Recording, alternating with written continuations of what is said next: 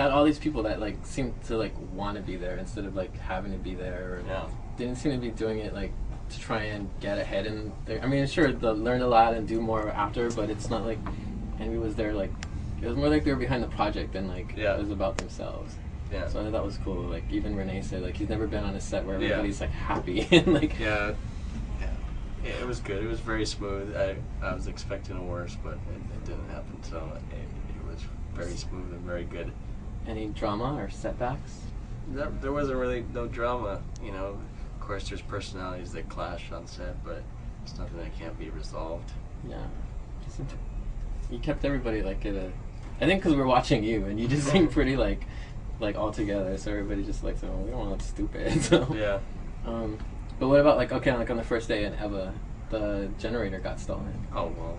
No, Did things like that happen? Really? Yeah, well, that was like the only thing that happened.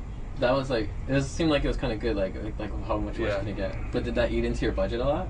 No, I mean that was like I think that ended up being the sacrificial offering. Because after that, nothing was stolen. Yeah, everything seemed pretty cool. What was your final budget for the movie? Or well, I guess it's not final yet. You can't? No. Because it's not done, or you're not supposed to? Well, I'm not supposed to, because if you want to sell it, you know. Oh, really? You don't want to say how much, because then they'll pay just that amount. But you want to make it look good, you know. Okay. And then it's like the estimated amount, then they pay you for that. Who pays you? And all distributors or, you know. So it has to get bought from you? Is that what it Well, we want to get it bought, you know. I don't know how it works. If it doesn't get bought, or if it does get bought, then we can say how much it costs. Oh, okay.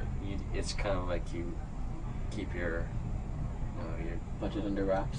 Yeah. So Dude, isn't it kind of normal practice to exaggerate the budget or something? No, you actually don't want to say anything until it's bought or out. Yeah. Okay. Where did all the money come from that you got to do this movie? Well, it was mostly my money. Really? Yeah. We were still looking for money to finish it, but I saved up a good amount of money from doing NASCAR, and instead of buying a house, I made a movie. So you had enough money to buy a house? Well, yeah. Damn. What did you do for NASCAR? Like, what was... video correspondent. To, like... Interview drivers. It was for Crown Royal, so interview the drivers, you go to each racetrack, you interview the fans, cover each race. Do you drink Crown Royal? No. If there was a drink I would drink Crown Royal. Yeah, right. I'm a loyal supporter of Crown Royal. It's just that, I don't drink it overall.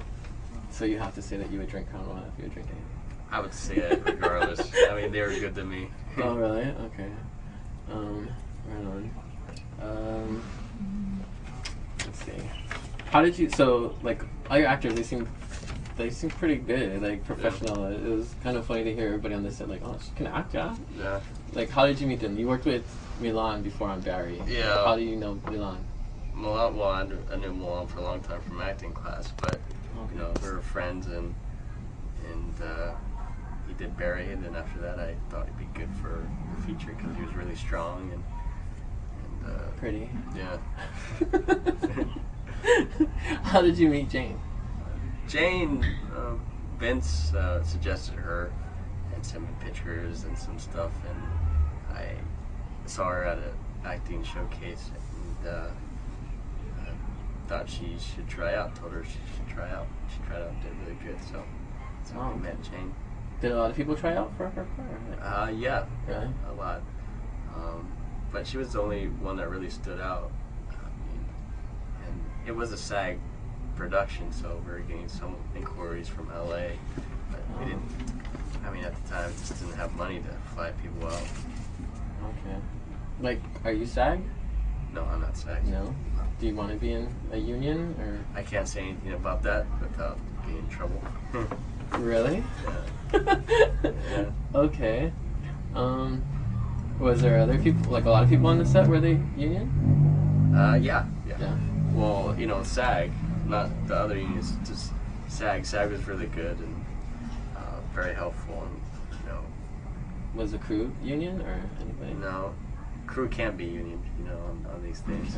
Yeah, you cannot, well, unless you have the money to do it. Oh, you have to pay them a certain rate. Mm-hmm. Okay. Is that, do you think working with union people, is that gooder or worser, or like? Well, you're going to get the best when you work with a union. Oh, really? I mean, SAG actors are generally better than people who aren't SAG. I mean, because they had to do work to get that SAG card, so, you know, for us it was worth it because SAG actors were really good. Yeah. Right. You had other local celebrities in your show, and all from so like Big Mox. Oh, yeah. Did you know him prior to this? Not so much. I just wrote a part for him. Oh, really? Yeah, knowing that he was on American Idol. Kind of just around, not saw him around. Did you go to find him, or like how did he know? MySpace him. Really? Yeah. And you told him that you wrote him in there? Yeah. Oh, that's cool. What about Stan Eggy? Stan Eggy, done stand-up comedy with him for a long time. So. Oh, okay. And then, you know, I was actually doing a lot of stand-up with him before I even knew he was in Rising Sun, but I rewatched Rising Sun, and yeah, he was in Rising Sun. He just never said anything. Oh, really? Yeah. Okay.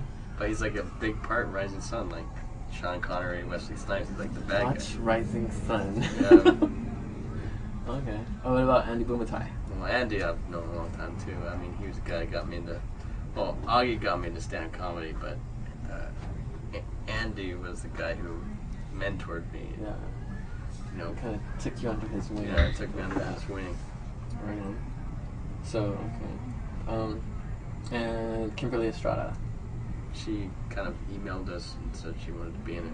How did she hear about it? Then sent out a notice, white filmmakers, I think, and then Kimberly wrote back she wanted to. Was she here when she found out about it, or? She was here. Oh, She was okay. here, and then she was going back and forth from LA to here. I like the way she she's marketing herself as like she's hot. She's like this beauty who can kick your ass, and then she donates like the money that she makes from her website, to like children with diabetes and stuff like that. Do you have any kind of cause or agenda message with your stuff? I like to do volunteer stuff. Just the other night, you know, we shot play for Kumu. Yeah. Just did that for, you know, just because we wanted to, for their archives and stuff, and donate to Kumu.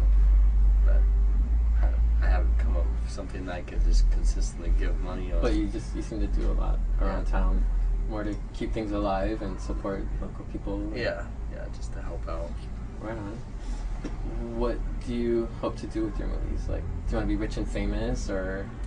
I don't know about rich, but just comfortable is the word.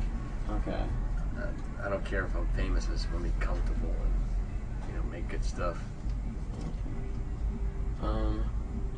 How long do you think we can expect you to still be Hawaii based? Are you going to stay in Hawaii? Do you want to work here mostly, or is there other places? I'd rather work here, but I mean, you know, if I'm forced or, you know, opportunity comes to go somewhere else, I'll think about it, maybe go. But as of right now, I mean, Hawaii is my home. Yeah. Is there any place that you'd want to go or dream of? Not so much so right now. Yeah. What do you think of all those Hawaii-based TV shows that they're like scripted and starring all these people that aren't from Hawaii? Yeah. And they don't know anything about living in Hawaii? Yeah. I mean, a lot of them are bad, but... Bad? Like, what's bad? Oh, I won't name names. Maui Fever? I heard that's bad. Yeah, well, I just know that they're not close to what it really is here. Yeah. And do you think this is good? Like, exposure for Hawaii? Or Lost is a good thing, you know, Yeah. because that's a good show that, you know, a lot of people watch. And they're not, like, exploiting it like, this is Hawaii and this is what Yeah. it's like. Yeah, they're making a story out of it, making it work, and Yeah. I like it.